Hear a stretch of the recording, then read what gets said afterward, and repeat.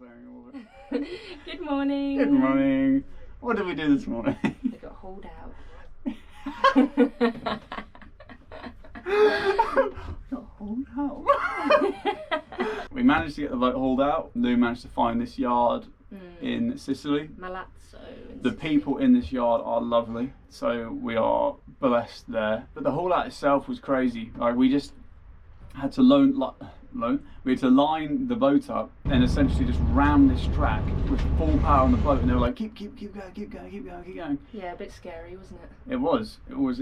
It seemed a bit dodgy, but they do it all the time. So yeah, we had no idea how it works, and they literally sent me a photo of the small little track thing. It looks like a railway track, doesn't it? They literally took a picture of it and said, you can approach now. And we were like, how does this work? Are we gonna get any help? Like, it was kind of confusing. It was a little bit vague. Yeah, here it is, hit it, full power. Okay, you're good. You were slowly approaching, weren't you? Like, really slowly.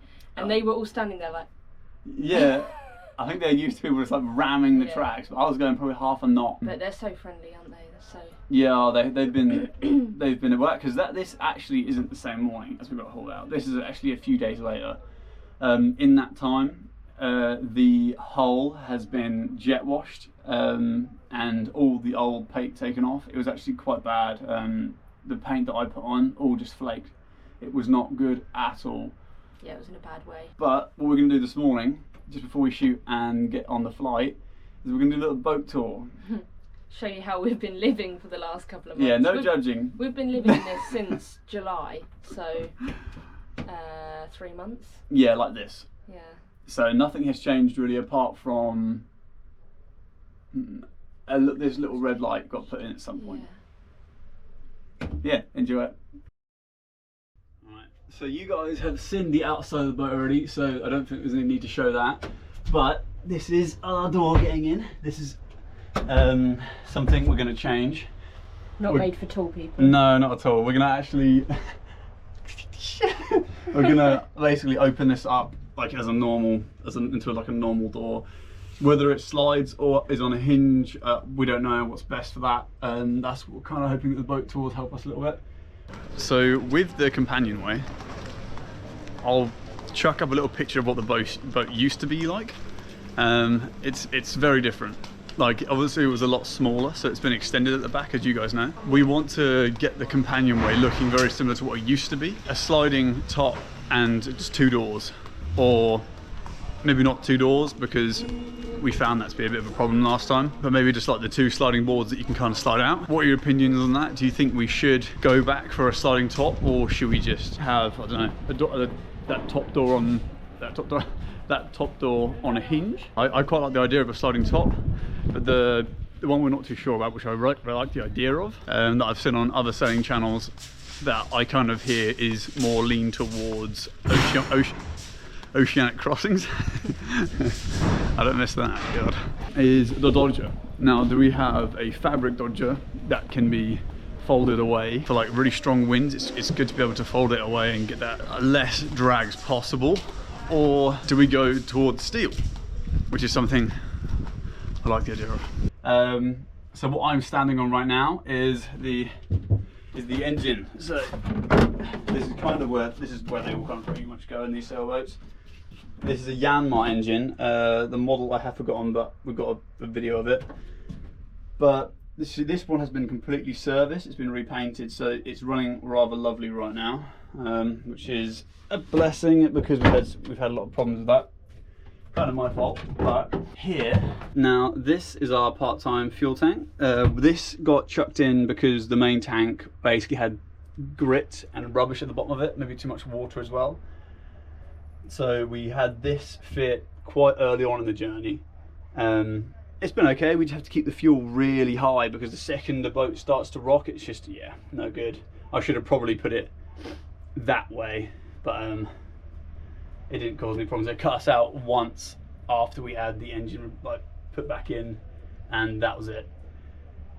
This, yeah, it's been okay. Obviously, we're going to get that changed once with the renovation. We're going to get the original fuel tank cleaned out, and we're going to reuse that one, because obviously this is only supposed to be part-time.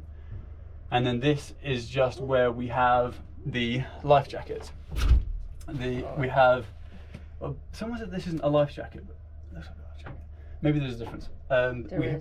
We have like rubbish stashed down there, and this is our grab bag. This is here.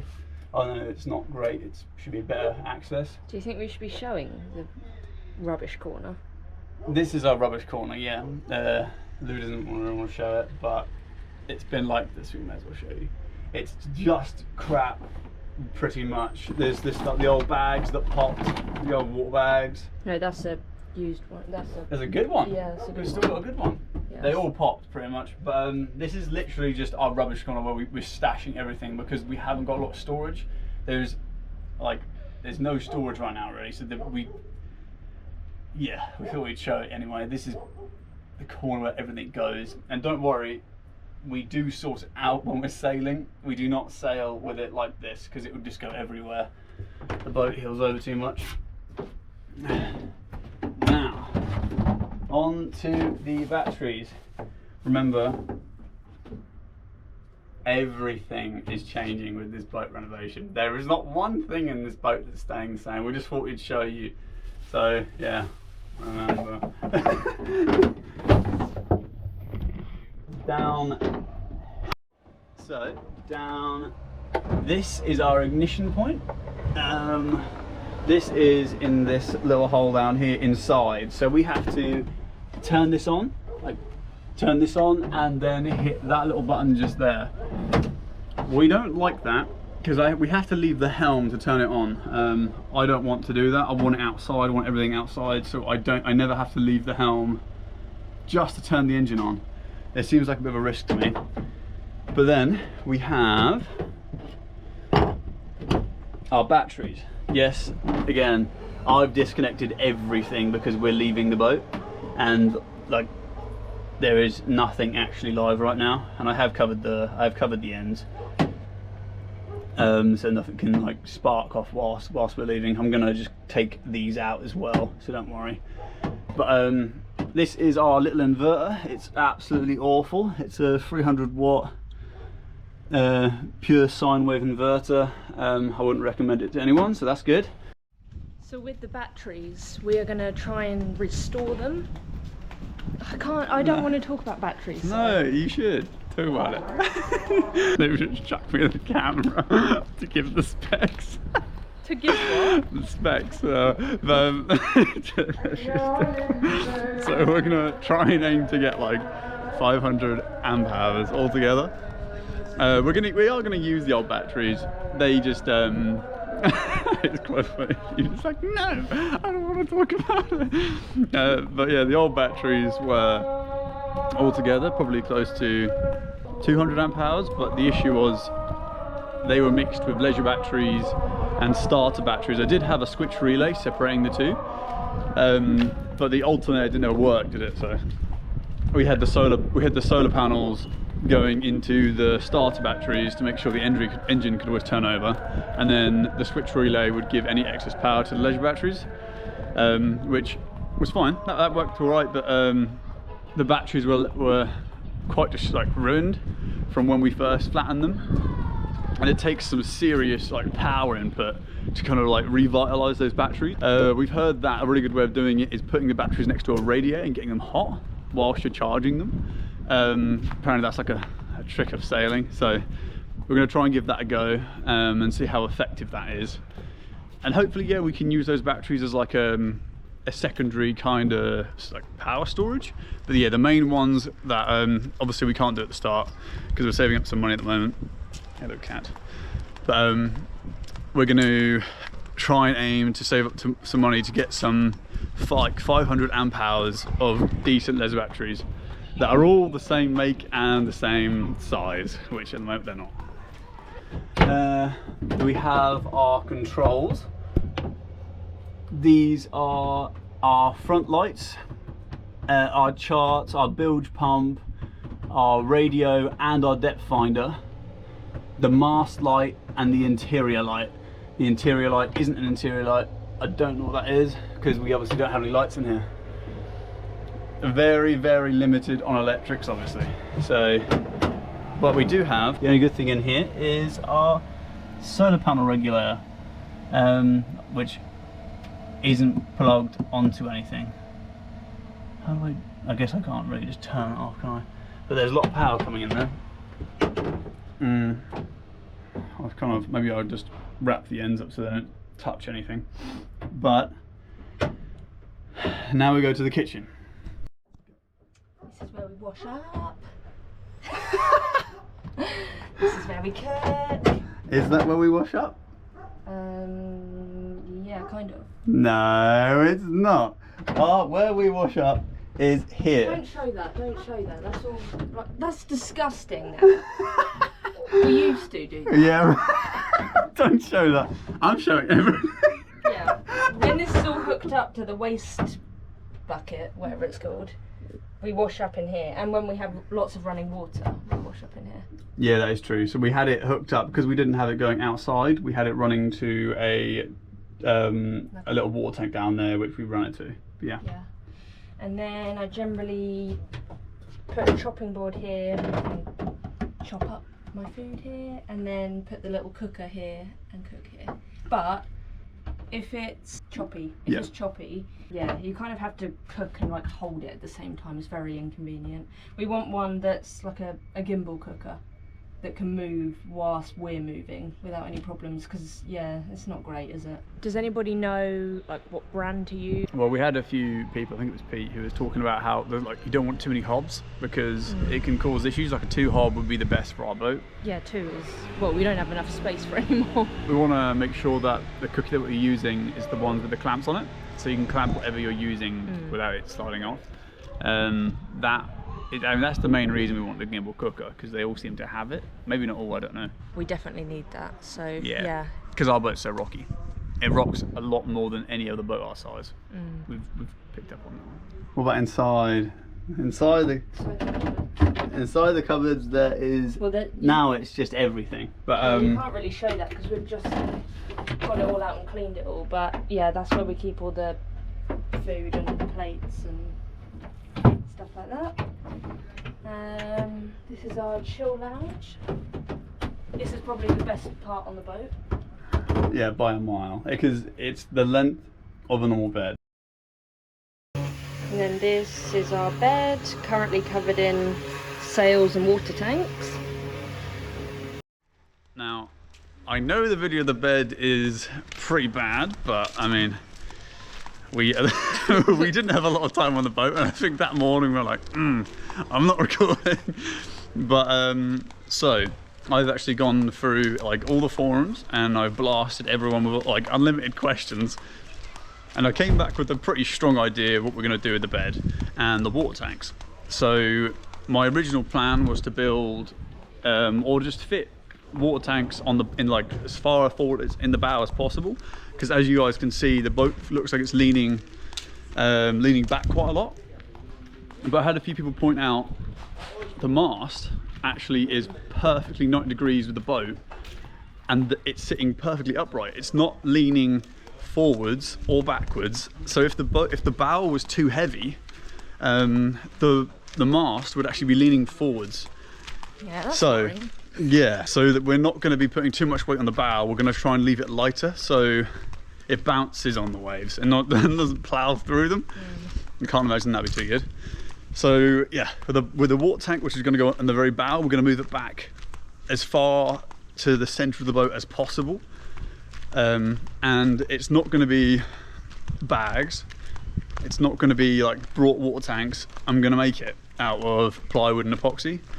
The only things I've done a lot of like resin work in the past, because I used to do GRP roofs, so I'm not too worried about that side of it. The resin itself, now there must be, like someone said about a food grade resin. I'm not too sure about it. I tried to have a quick Google, and it wasn't that consistent, and it was a bit random, to be honest, what I found. But so if anyone knows what kind of resin you're supposed to use in those water tanks, that'd be handy. And what are the opinions on GRP water tank? Oh, I got a pigeon or something. You were going to say a mouse. I was going to say a mouse. Why did I say a pigeon? What the hell? But yeah, I'm gonna pull it back quite a lot. I'm gonna try and get it in the middle, but lower down as possible. I like the idea of being inbuilt, but yeah, that's the plan for that. Thank you to everyone who gave us our anti-foul recommendations. We got loads of comments. Yeah, I think we're pretty clear on what we need to do there. Indeed, indeed. But the only one I wasn't too sure about, is there a difference between copper coat and copper top coat? There is like copper mixed top coat, or is that just copper coat? Because someone was talking about a compound where it's got copper in it, but to me that sounds like copper coat, which is really expensive and something which is way out of our price range. But also another one, this is, like, I actually had a few opinions talk about this. There was people talking about you want a like 3 to 5 coats of like a hard primer, epoxy, and I want epoxy. I don't want that soft primer which I had in the past, because it was actually quite soft, which I don't think primers are supposed to be soft. So like an epoxy primer with then like 3 to 5 top coats of epoxy as well, which is, I want a hard coat. And then someone said you can put like soft coats on top of that. I just wonder about the grip on it. Surely that wouldn't be too good unless I acetoned it. But if I had hard primer, hard top coat. It's changed the angle, why? So if we had like a hard primer and a hard top coat with all together, probably close to about between 8 and 10 coats all together. Would I be then able to put like a soft top coat on as well, like the very final one, or would it not key? Can anyone recommend any good water filters to get? Obviously we're going to have a big water tank, which we will be showering from, washing up. Will we be showering and drinking the same water tank? Yeah, the only difference would being the filters would be on the drinking water and right. not the showering. Yeah, so from the huge water tank that we're going to have, it needs to be safe to drink and make sure it's completely clean. So can anybody recommend a good water filter? One of the most important things that we need is a windlass. Is there like different makes that you can get, or is there a certain type that we need to get? What are you looking at? That's all the guy's looking at. Sorry. This is normally a really quiet road down here. Yeah, we like this little street. Is there certain makes of windlasses, or is there like a certain type that we should be looking for? Or can we attach a motor to our original one? I don't know if there's a way of attaching a motor to the underneath side of it, or is that just not something you can do? I doubt it is, but maybe worth an ask. Bulkheads. Now, the boat originally didn't have any bulkhead. The previous owner put one in, a ply one, but before that there wasn't actually any bulkheads. I like the idea of having on the end of the boat where you could see it was just a ply board. I like the idea of replacing that with steel, or is that too much? I'd like to get some people's opinions on that, because I think the boat has never actually had any major bulkheads because it was built in such a way we didn't need it. I kind of feel differently with that. I like the idea. It's getting louder and louder. But yeah, a steel bulkhead where the end of the bed is. It's gonna be in the same locations, but it's gonna be a little bit higher. We're gonna raise it probably about 4 inches, the bed entirely.